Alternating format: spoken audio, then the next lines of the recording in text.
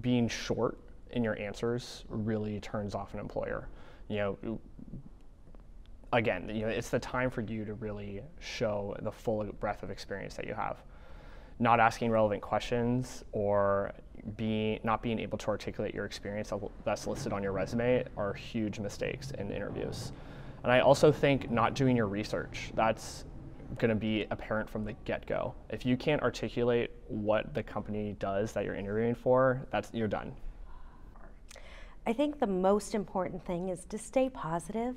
Even when you're asked about a challenging situation, always find the silver lining. A lot of people will jump to conclusions and answer questions without really listening to what the question is and give an answer that is not even related to what the question is. So I think that can be really, really helpful. And then not really knowing anything about the position from the job description is a big no-no.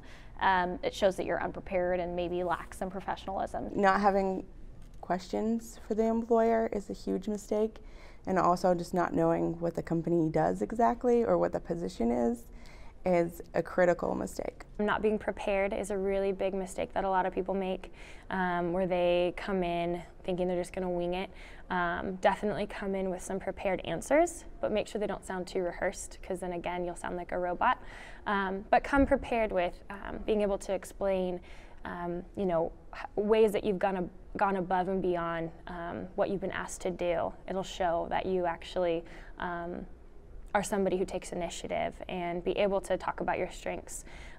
Turn your weaknesses into strengths. So instead of saying, I'm really lazy, maybe instead talk about a different weakness and make it sound good. Like, I'm a really, really hard worker, and one of my weaknesses is sometimes I take on too much. So some of the ways that I've worked to combat that are, and then talk about how you've actually helped your own weakness instead of just making it look like you're not a good employee.